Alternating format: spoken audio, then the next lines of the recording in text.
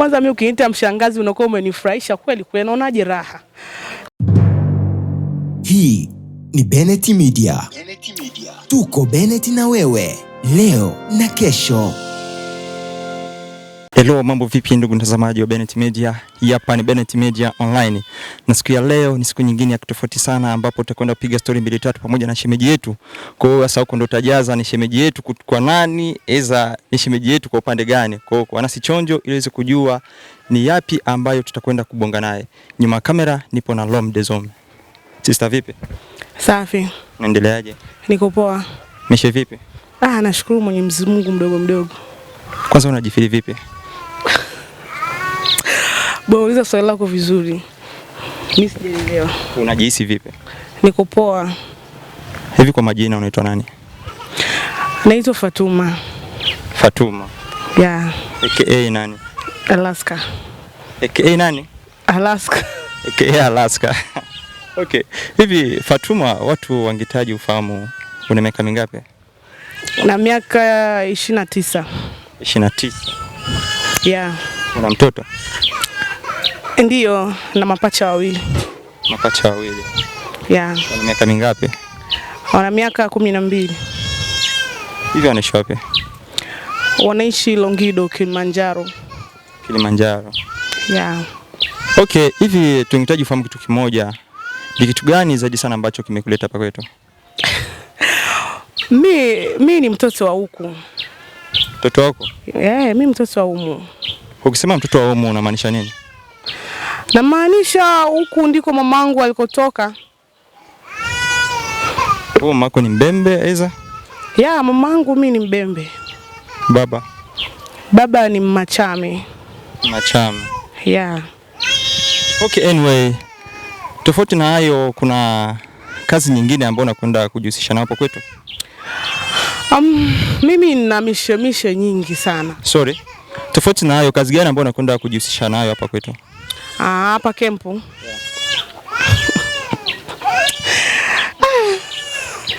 Mimi ni mjasiriamali.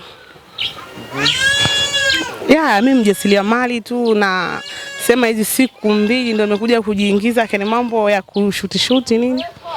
Basi ndio hivyo. Okay, na connection hiyo ya kushoot ipata vipi? Maana hapa kwetu kuna watu wengi sana ambao kwenye kazi ya sanaa. Mimi siku moja nilikuwa tu nimetulia nikiwa nyumbani. Hafla nikamwona afande piano anakuja. Baada ya kuja akanigusia maswala ya kushoot, je, Fei utaweza? Nikamwambia ndio nitaweza. Lakini sijawahi tofauti na sijawahi kushutiwa tofauti na siku ambayo nilofunga harusi yangu mimi. Kwa hiyo hii tukio nakwenda kutokea labda ndo mara ya pili. Sijui kama nitakuwa keno serious gani. Lakini akanambia basi utajitahidi, na kweli ngajitahidi, na mwisho wa siku akasema nimepatia hivyo tu. Kwa na maanisha wewe tayari umeshafunga harusi? Yeah, tayari mimi. Serious? Kweli mimi nilikuwa mke wa mtu. Japokuwa ndoa iliisha. Kweli hadi ikafikia ndoa kuisha? Maisha ni story. Kwa hiyo tazungumzia wakati mwingine. Yeah, tunaelewa wakati mwingine, lakini kwa ufupi. Nilikuwa nina mume. Alinipenda nikampenda na ananipenda. Lakini niliishi naye miaka mingi, kama miaka 10 bila kwenda kwao. Kwa mwisho wa siku nilimruhusu aende akaona wazazi wake. Bahati mbaya akakutana na vita, ndio ikawa imemzuia. Hivyo tu. Ikawa imemzuia kivipi? Kwa mwazi. Si kwao ni Bukavu, ni Mushi, nasikia kuna vita huko. Kwa hiyo ndio kama hivyo hajarejea tena. Lakini mnaongea? Atasaje kuongea mimi wakati mimi mama watoto wake jamani? Tunaongea na kuhusiana na mambo ya watoto. Yaani yuko vizuri tu, sema tu ndo kama hivyo. Yeah, unasema ulikutana na Alaska, sawa? Akakueleza mawili matatu kuhusiana na video challenge, sawa? Lakini hivi ni kitu gani ambacho Alaska alikiona kwako hadi ikafikia wakati akakushirikisha? Kwa kweli mimi siwezi jua. Labda hilo swali tungemuuliza yeye, ila kwa mimi sijui, kwa sababu yeye mwenyewe ndo aliona vitu kama hivyo na akaja akanielezea na mimi nikawa na utayari. Lakini hakuna siku uliwahi kumuuliza kwamba ni kitu gani ambacho kimekusababisha wewe kunichukua? Nitakuwa muongo, sijawahi kumuuliza. Ya kuona maanisha moja kwa moja ukawa upo tayari kufanya naye kazi? Nilikuwa niko tayari. Na ndio maana sikutaka kuhoji sana. Kwa ni kitu gani ambacho kilikuvutia kutoka kwake hadi ikafikia wewe kukubali kufanya naye kazi na mpaka sasa hivi mna ukaribu sana? Namkubali tu, namkubali sana. Yaani namkubali kindakindaki. Kweli? Yeah. Kwa sababu kuna mashabiki ambao wanasema kwamba kuna yale mahuno yake ambayo anayakata akiwa kwenye shughuli, alafu kuna dance fulani anazitumia. Vipi kwako wewe? Mimi naona fresh tu. Kweli? Alafu umejitambulisha AKA Alaska. Kwa sababu mtu akisema AKA Alaska ina maana kwamba ni mtu ambaye ni mtu wa karibu sana, anadili kuingia naye kwenye mahusiano. Kana kwamba yani mpo kwenye mahusiano. Vipi imekaaje hiyo? Jamani, hilo swali ni gumu. Nimesema AKA Alaska, kwani kuna ubaya? Ya, hakuna ubaya, maana tunasema kwa sababu tunamaanisha. Hilo swali mtamuuliza, majibu anayo. Mimi sina jibu. Sio kwamba sisi tutamuuliza tena kwa maana tayari ameshaweka wazi. Kwa hiyo ni swali la wewe kuweka wazi, alafu pia kueleza mawili matatu kuhusiana na hilo. Mimi naweza kusema tu tuache mvua inyeshe tuone panapovuja. Kwa hiyo mengineo tutajua baadaye. Wewe uongea na mimi, unaongea na mashabiki zako. Sasa ukiongea na mashabiki zako, jaribu kuweka wazi. Wewe ni shemeji yetu eti? Ya, mimi shemeji yenu. Kweli. Lini utafika nyumbani? Tuko tunajipanga, nitafika tu hata msiwaze. Lakini pia Sister Faye, kuna challenge ambao mmekwenda kupiga na Mama Zuu pamoja na Poppy Sticker. Imekaaje hiyo? Situ nisemeje. Mimi kwangu naona imekaa poa tu kwa sababu kila kinachofanyika kimepangwa. Na kila kinachotokea tayari kishaandikwa. Kwa hiyo mimi naamini iko sawa. Hakuna changamoto yote ambayo ulikwenda kuipata kwa kuandaa kazi hiyo? Kwa kweli mimi sijawahi kufanya kazi nikarudia. Mimi nilipiga tu mara moja na ikaonekana kwamba nimefanya vizuri. Basi hivyo sikukutana na changamoto ya aina yoyote ile. Hivi nadhani kwamba ndugu zetu hao wanakwenda kufanya kazi zaidi sana za kiasili. Hivi kwako wewe unakupatia changamoto gani kuelewa lugha asili? Bwana, hicho ni kipengele. Tena kipengele chenyewe si haba.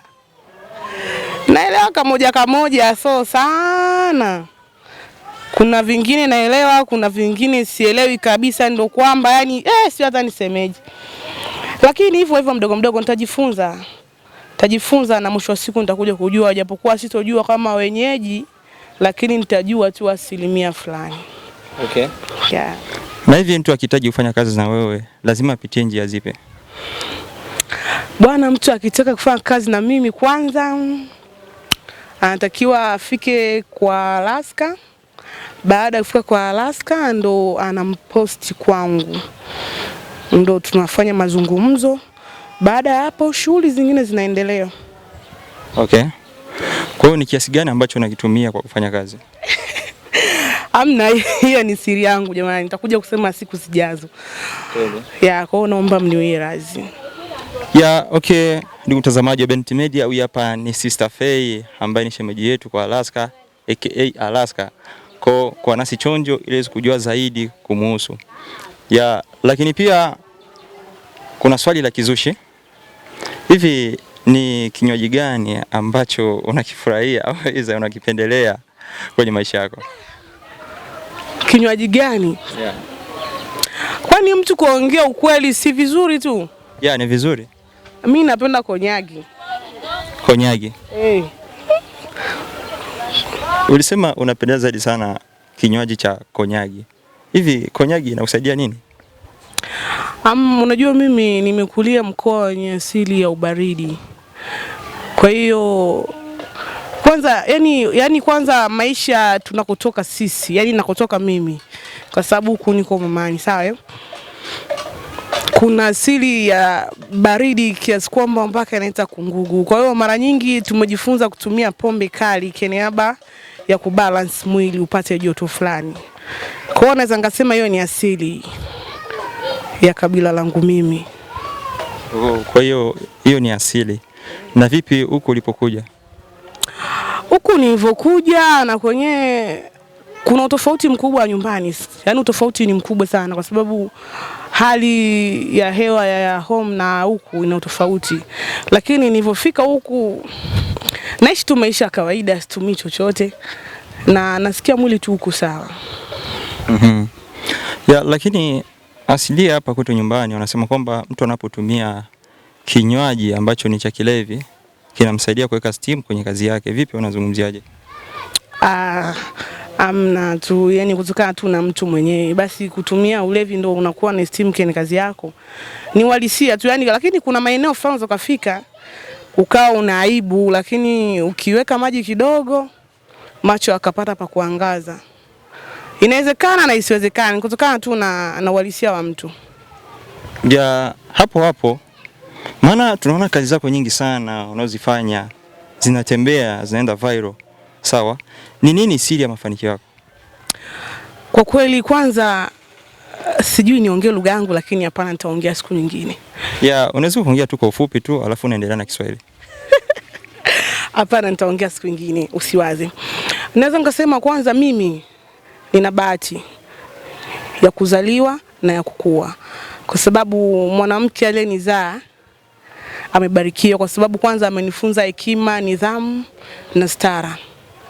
Pili, labda kazi zangu zinatembea kwa sababu niko ujombani. Nasikia ujombani mtu huwa analelewa. Huenda wajomba zangu wamenilea, mwisho wa siku wameningarisha. Siwezi jua. Hiyo ni siri yao. Lakini nashukuru Mwenyezi Mungu kutokana na kazi yangu inatembea na mwisho wa siku mambo yatakuwa bambam. Kwa hiyo nafurahi tu na enjoy kusikia hivyo. Kweli. Na hivi katika kazi zako hakuna comment ambayo ushakutana nayo, comment ya matusi, comment ya kupongeza vipi?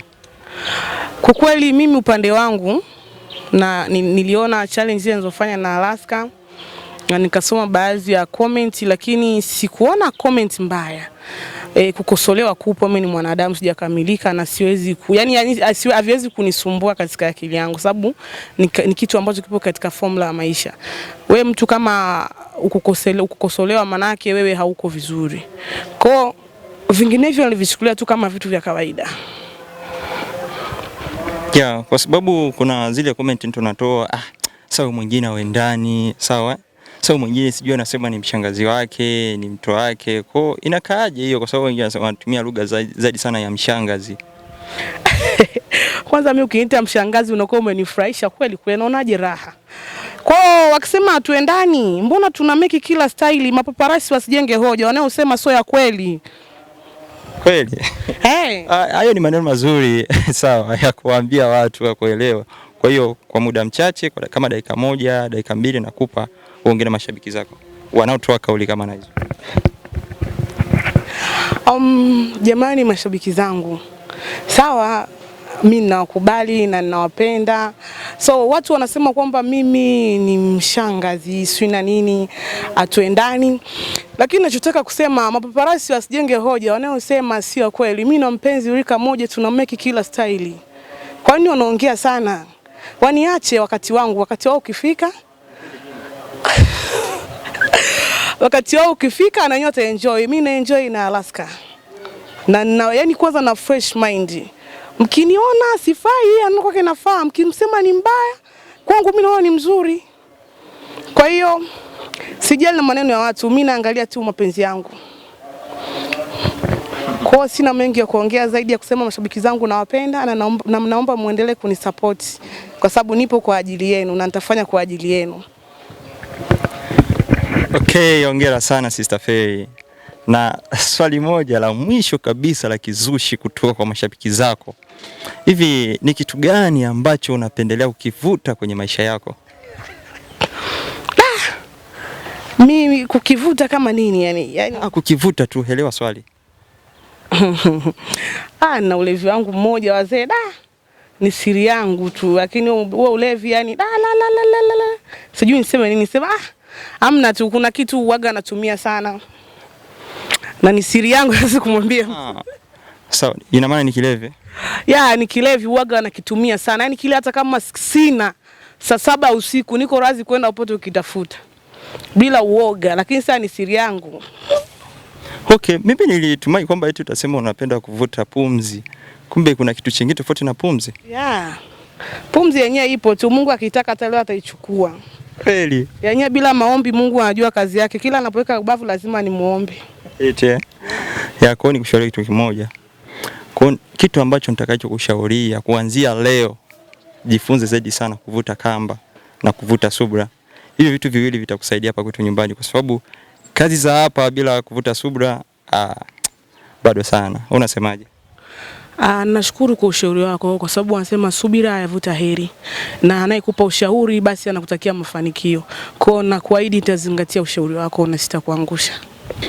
Lakini pia Sister Faye, kuna challenge ambazo zimetrendi sana hapo nyuma kidogo, ambazo mlikuwa mkicheza pamoja na Alaska, na inaonekana kabisa mlikuwa kwenye mkataba fulani na mtu fulani. Sasa vipi hiyo imekaje?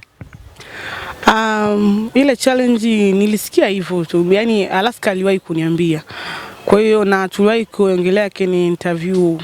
Kwa hiyo naona mambo muda si mrefu yatakaa sawa. Ni mambo tu yaani mambo ya muda tu. Lakini kila kitu kitakuwa sawa. Lakini unajua mtu akiingia kwenye mkataba ina maana kwamba kuna vitu fulani maslahi fulani ambao anategeshea. Vipi kwako wewe, ni maslahi gani ambao ulikwenda kuyafanikisha hapa? Bwana, uongo siku zote sio mzuri. Ule mkataba alifanya Alaska na ule jamaa mimi sikuwepo. Kwa hiyo wenda labda wanifikirie wenyewe sasa. Ina maana kwamba kwenye huu mkataba hujaona mafanikio yote? Mafanikio hapo madogo madogo, japokuwa so makubwa. Kwa hiyo msiwaze, mwisho wa siku tu kila kitu kwa sawa. Mwenyewe umeniambia nivute subira, sio nivute na kamba. Kwa hiyo subira avuta heri. Kwa hiyo wewe ulijifili vipi? Kwa sababu kuna ile mtu unajifili poa, lakini pia kuna zingine zinakutoa kabisa kwenye mood, zina log out. Mimi siku zote huwa sikubali kushindwa na wala sikubali kukata tamaa. Kwa hiyo naamini mwanzo ni mgumu, kila kitu kitakuwa sawa. Tegemea sasa hivi wewe ni mtu ambaye utakuwa unajibeba? Hao ni mambo ya mbele. Kwani wakina Mbosso walianzaje na kina Harmonize? Mwanzo ni mgumu, mambo kila kitu kitakuwa sawa hapo baadaye. Tumombe Mwenyezi Mungu kwanza atupe uhai. Okay, thank you.